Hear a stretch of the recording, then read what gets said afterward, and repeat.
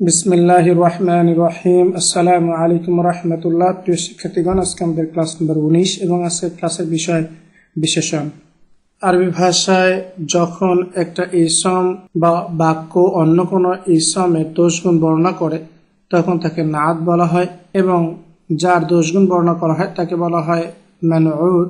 নাত এবং মানউতের মধ্যে চারটা বিষয়ের মিল থাকতে হবে। এক নম্বর হলো নির্দিষ্টতা, 2 নম্বর লিঙ্গ, 3 নম্বর বচন এবং 4 নম্বর বিভক্তি। তাহলে আসুন বন্ধুরা, আমরা উদাহরণের মাধ্যমে জিনিসগুলো বিস্তারিত দেখি। প্রথম যে বিষয়টা মিল থাকতে হবে সেটা হলো নির্দিষ্টতা, এবং আমরা এখানে খেয়াল করি একটি উদাহরণ। এটি একটি নতুন কলম।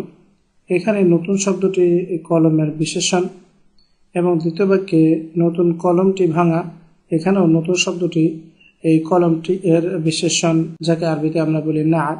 যেমন এটি একটি নতুন কলম, তাহলে এটি এর আরবি হলো হাদা, এবং কলামন হচ্ছে একটি কলম, এবং নতুন এর আরবি হলো জাদিদুন। এখানে বন্ধুরা জাদিদুন শব্দটি হচ্ছে নাত, এবং কলামুন শব্দটি হচ্ছে মানউত। বন্ধুরা এখানে আমরা খেয়াল করি, যেহেতু কলামুন শব্দটি অনির্দিষ্ট, তাই এর নাত জাদিদিনও অনির্দিষ্ট হয়েছে। দ্বিতীয় বাক্যটি আমরা খেয়াল করি, নতুন কলমটি ভাঙা। নতুন কলমটি এর আরবি হলো আল কলামুল জাদিদু,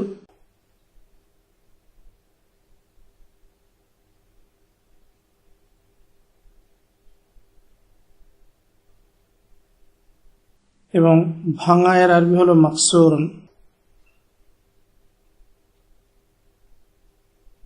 এবং এখানে আল জাদিদু শব্দটি আল কলামু শব্দের নাত। এবং আমরা খেয়াল করি বন্ধুরা, যেহেতু এখানে আল কলামু শব্দটি নির্দিষ্ট, সেহেতু তার নাত হিসেবে আল জাদিদু এসছে, এবং আল জাদিদু এখানে নির্দিষ্ট। নাত এবং মানউতের মধ্যে দ্বিতীয় যে বিষয়টি মনে রাখতে হবে সেটা হলো লিঙ্গ। যেমন এটি একটি সুন্দর পাখা, এর আরবি হবে হাযিহি মিরওয়াহাতুন জামিলাতুন।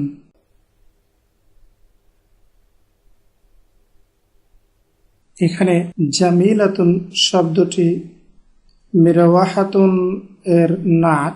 যেহেতু মিরওয়াহাতুন একটি স্ত্রীবাচক শব্দ, এর জন্য এর নাত জামিলাতুন এখানে স্ত্রীবাচক হয়েছে। এবং দ্বিতীয় বাক্যটিতে আমরা দেখি, এটা একটি সুন্দর চেয়ার, এর আরবি হলো হাদা কুরসিয়ুন জামিলুন। বাক্যটিতে জামিলুন শব্দটি কুরসিয়ুন শব্দের নাত, এবং যেহেতু কুরসিয়ুন শব্দটি এখানে পুরুষবাচক, সেক্ষেত্রে তার নাত জামিলিনও পুরুষবাচক হয়েছে। নাত এবং মানউতের মধ্যে তৃতীয় যে বিষয়টি মনে থাকতে হবে সেটা হচ্ছে বচন। যেমন আমরা এখানে কিছু বাক্যে দেখি, নতুন ছাত্রটি ভারত থেকে, এর আরবি হবে আত-তালিবু, অর্থাৎ ছাত্রটি, এবং তার নাত হিসেবে আসবে আল জাদিদু,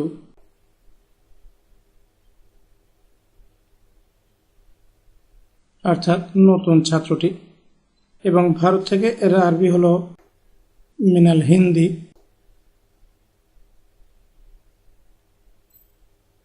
বন্ধুরা এখানে আত-তালিবু শব্দটি একবচন, যে কারণে তার নাত আল জাদিদু সেটা একবচন হয়েছে।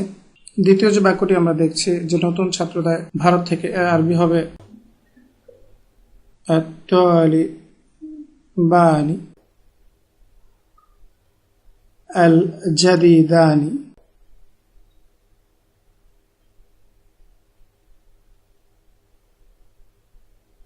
মিনাল হিন্দি।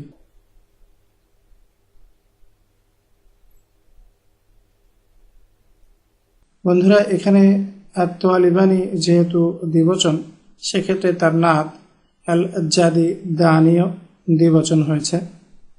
এবং তৃতীয় যে বাক্যটা রয়েছে, নতুন ছাত্রগণ ভারত থেকে, এখানে নতুন ছাত্রদের আরবি হলো আত-তুল্লাবু আল জুদুদু, এবং ভারত থেকে এর আরবি হলো মিনাল হিন্দি।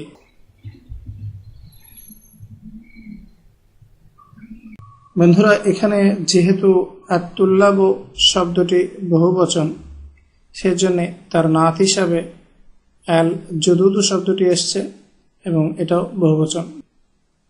নাত এবং মানউতের মধ্যে চতুর্থ যে বিষয়টি মিল থাকতে হবে সেটা হচ্ছে বিভক্তি বা আল ইরাব, অর্থাৎ মারফু, মানসুব এবং মাজরুর। যেমন আমরা প্রথম বাক্যটি দেখি, এটা একটি ছোট ব্যাগ, এটা এর আরবি হলো এখানে হাদিহি, যেহেতু এটা স্ত্রীবাচক। এবং একটি ছোট ব্যাগ, এর আরবি হলো হাকিবাতুন সাগীরাতুন।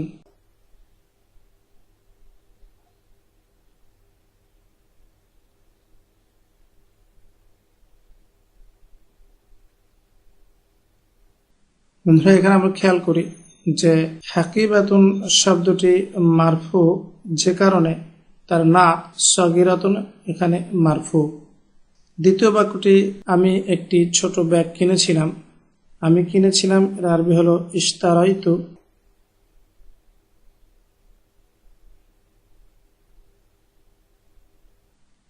এবং ছোট ব্যাগ, এটা এখানে কর্ম, সুতরাং সেটা মানসুব হবে, তাহলে এটা হবে হাকিবাতান।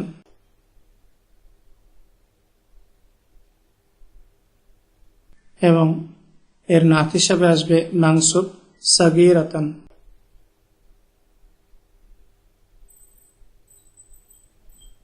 বন্ধুরা, এখানে আমরা খেয়াল করি যে যেহেতু হাকিবাতান মাফউলুন বিহি কর্ম মানসুব, সেক্ষেত্রে তার নাত সাগীরাতানও মানসুব হয়েছে।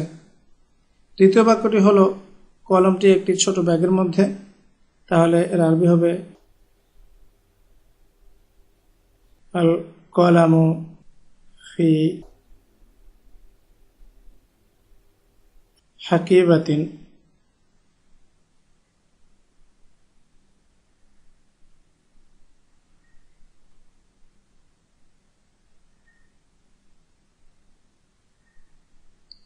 সাগীরাতিন।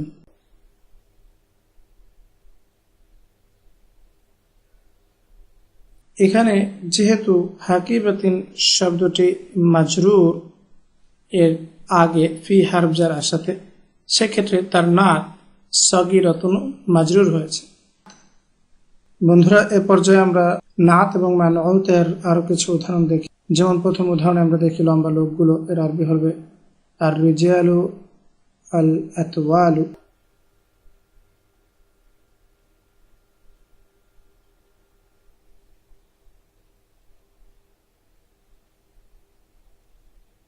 এখানে আর রিজালু শব্দটি নির্দিষ্ট এবং আতওয়ালু শব্দ নির্দিষ্ট। আর রিজালু পুরুষবাচক এবং আতওয়ালু এটাও পুরুষবাচক। এবং আর রিজালু শব্দটি এখানে মারফু, আতওয়ালু মারফু। এই চারটি বিষয় নাত এবং মানউতের মধ্যে মিল রয়েছে। দ্বিতীয় উদাহরণটি হলো ভাঙা টেবিলগুলো, এর আরবি কি হবে আল মাকাতিবু আল মাকসুরাত।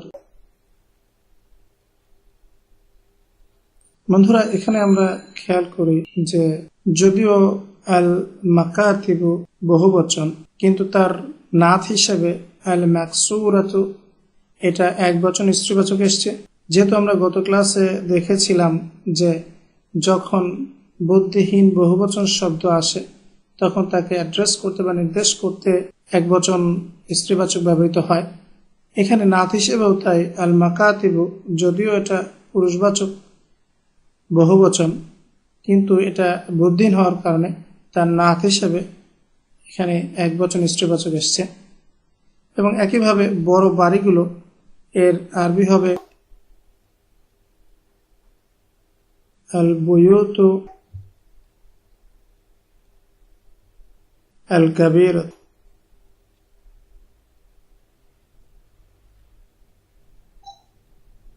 যেহেতু আল বুয়ুতু এই শব্দটি বুদ্ধিহীন বহুবচন, সেক্ষেত্রে তার নাত হিসাবে এখানে একবচন স্ত্রীবাচক শব্দ এসেছে। চতুর্থ যে শব্দগুচ্ছ রয়েছে নতুন ছাত্রগুলো, এর আরবি হবে আত-তুল্লাবু আল জুদুদু, এবং নতুন ছাত্রীগুলো এখানে কি হবে বন্ধুরা? এখানে হবে আত-তালিবাতু আল জুদুদু।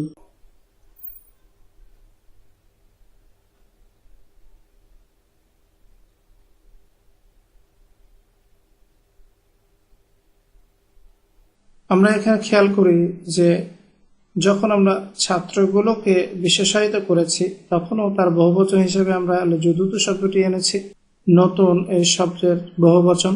এবং আমরা যখন ছাত্রীগণ নিয়ে আসলাম আত-তালিবাতু, তখনও আমরা আল জুদুদু শব্দটি ব্যবহার করেছি। এখানে আমরা দেখছি যে আল জাদিদু এর ভঙ্গুর বহুবচন আল জুদুদু, স্ত্রী এবং পুরুষ উভয় ক্ষেত্রে একই। এবং শেষ যে শব্দগুচ্ছ রয়েছে সুন্দর বাগানগুলো, কি হবে এখানে? বাগানগুলো এর আরবি হলো আল জান্নাতু।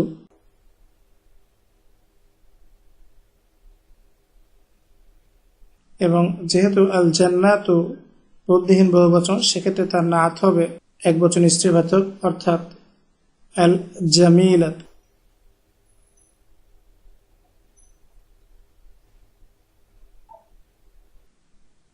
তাহলে আসুন বন্ধুরা, এ পর্যায়ে আমরা নাত এবং মানউতের কিছু কোরআনী উদাহরণ দেখি। যেমন প্রথম বাক্যটিতে আমরা দেখছি ওয়ালাহুম আযাবুন আযীমুন, এবং তাদের জন্য রয়েছে বিরাট শাস্তি। এখানে আমরা দেখছি যে আযীমুন শব্দটি আযাবুন শব্দের নাত হিসেবে এসছে, এবং আযাবুন এখানে একবচন এবং অনির্দিষ্ট, আযীমুন শব্দটিও এখানে একবচন অনির্দিষ্ট এবং উভয় মারফু। 2 নম্বর বাক্যটিতে আমরা দেখছি যে ইন্নাহু লাকুম আদুউম মুবিন, নিশ্চয়ই সে তোমাদের জন্য একজন প্রকাশ্য শত্রু। এখানে মুবিন শব্দটি আদুউন শব্দের নাত, এবং আমরা দেখছি যে উভয়ই অনির্দিষ্ট, উভয়ই একবচন এবং মারফু। এবং তৃতীয় বাক্যটি আমরা দেখি যে সালামুন কাওলাম মির রাব্বির রহিম, রবের পক্ষ থেকে সেখানে একটি কথা হচ্ছে শান্তি। এখানে রহিম শব্দটি হলো রব্বি শব্দের নাত, এবং আমরা খেয়াল করি যেহেতু রব্বি শব্দটি এখানে মাজরুর, সেক্ষেত্রে তার নাত মাজরুর হয়েছে। চতুর্থ বাক্যটি হলো ইহদিনাস সিরাতাল মুস্তাকিমা। এখানে আমরা দেখছি যে মুস্তাকিমা শব্দটি সিরাতা এর নাত, এবং যেহেতু সিরাতা শব্দটি এখানে মানসুব, তার নাতও মানসুব হয়েছে। এবং আমরা খেয়াল করি যে উভয় শব্দ নাত এবং মানউত এখানে নির্দিষ্ট এবং পুরুষবাচক। পঞ্চম বাক্যটি হচ্ছে বাল হুয়া কুরআনুম মাজিদুন। এখানে কুরআনুন শব্দের বিশেষণ হচ্ছে মাজিদ, এবং উভয় মারফু, অনির্দিষ্ট এবং পুরুষবাচক। 6 নম্বর বাক্যটিতে আমরা দেখছি ফাহুয়া ফি আইশাতির রাদিয়াহ। এখানে রাদিয়াতিন শব্দটি আইশাতিন শব্দের নাত, এবং আমরা দেখছি যে রাদিয়াতিন শব্দটি মাজরুর, যেহেতু তার মানউত মাজরুর, এবং উভয় এখানে আমরা দেখছি যে একবচন স্ত্রীবাচক শব্দ। এবং 7 নম্বর বাক্যটিতে আমরা দেখি ওয়ারসালা আলাইহিম তৈরন আবাবিল, এবং তিনি তাদের উপর প্রেরণ করলেন ঝাঁকে ঝাঁকে পাখি। এখানে আবাবিল শব্দটি তৈরন শব্দের নাত, এবং তৈরন শব্দটি তুয়াইরুন এর বহুবচন। এবং 8 নম্বর বাক্যটিতে রয়েছে ফি আমাদিম মুমাদ্দাদা, অর্থাৎ দীর্ঘ খুঁটিসমূহের মধ্যে। এখানে মুমাদ্দাদাতিন শব্দটি আমাদিন শব্দের নাত, এবং ইমাদুন শব্দের বহুবচন হচ্ছে আমাদিন, এবং এটা মাজরুর। যেহেতু এটা বুদ্ধিহীন বহুবচন, সেক্ষেত্রে তার নাত একবচন স্ত্রীবাচক, এবং আমরা খেয়াল করি যে এটাও মাজরুর। আজকে এই পর্যন্তই। পরবর্তী ক্লাসের আমন্ত্রণ জানিয়ে শেষ করছি। আসসালামু আলাইকুম ওয়া রাহমাতুল্লাহি ওয়া বারাকাতুহু।